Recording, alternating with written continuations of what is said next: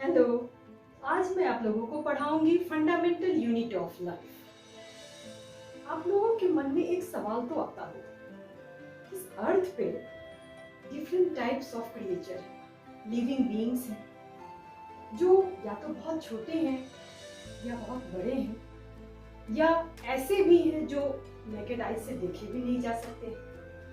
तो आखिर हमें ये जानना है कि इनके जीवन का आधार यानी बेसिस क्या है, किस बेसिस पर ये ग्रो करते हैं, या इनके विड्थ में हो या लेंथ में हो, तो कैसे ग्रो करते हैं। तो इसके लिए मैं आपको बताऊंगी कि ये कैसे ग्रो करते हैं। सबसे पहले एक साइंटिस्ट थे, रॉबर्ट हुक। उन्होंने ही 1665 में स्लाइस ऑफ कॉर्क लिया और अपने द्वारा सर्वप्रथम उन्होंने अपने ही द्वारा एक माइक्रोस्कोप बनाया। अब इस स्लाइस ऑफ कॉर्क को माइक्रोस्कोप से देखा। अब एक और सवाल आपके दिमाग में आ रहा होगा कि कॉर्क क्या है। Cork bark of tree, that means outer covering जो होते हैं ट्री के, उसको हम लोग कॉर्क कहते हैं। उन्होंने स्लाइस ऑफ कॉर्क लिया और उसे माइक्रोस्कोप से देखा। माइक्रोस्कोप से देखने के बाद उसमें उन्हें रेटिकुलेट स्ट्रक्चर, जिसको आप जालवत भी कह सकते हैं, वो स्ट्रक्चर दिखाई दिया। हनी कम लाइक स्ट्रक्चर, जैसे कि मधुमक्खी छोटा छोटा घर बनाती है, उस टाइप का स्ट्रक्चर उन्हें दिखाई दिया। इस स्ट्रक्चर का नाम सर्वप्रथम उन्होंने सेल रखा। सेल वैसे तो लैटिन वर्ड है जिसका हिंदी मीनिंग होता है लिटिल रूम, दैट मीन्स छोटा घर। अब एक बात और जानना है हमें कि एनिमल्स जो हैं वो यूनिसेलुलर, कुछ एनिमल्स यूनिसेलुलर भी होते हैं और कुछ मल्टीसेलुलर भी होते हैं।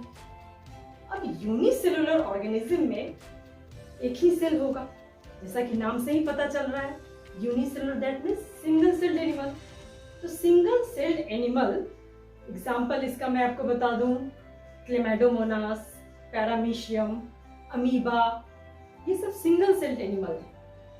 उनके एक ही सेल होते हैं और एक ही सेल वो सारा एक्टिविटी करते हैं।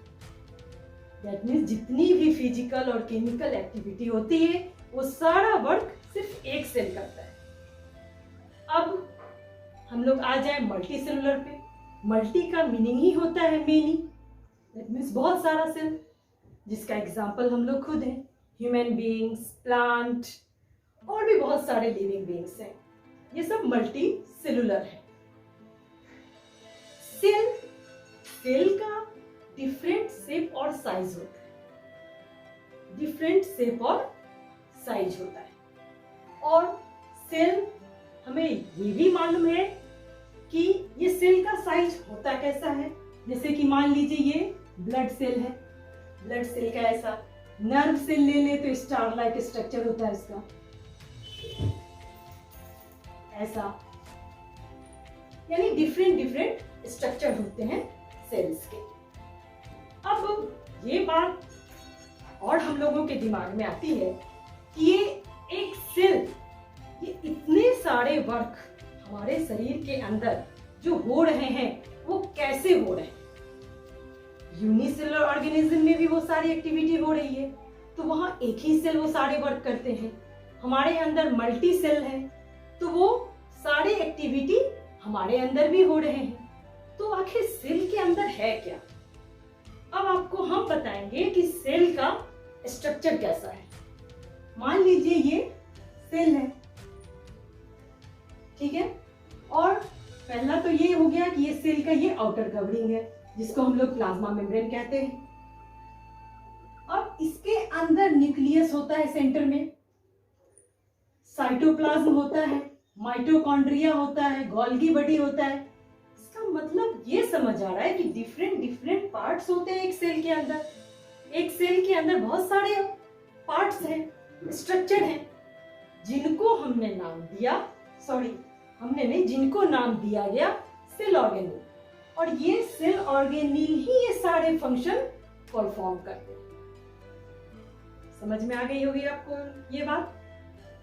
ठीक है, ओके। अब मैं अपने नेक्स्ट वीडियो में आपको ये बताऊंगी कि different cell organelle in detail में बताऊंगी, डिफरेंट सेल ऑर्गेनिल को, इनका फंक्शन बताऊंगी। Okay, thank you.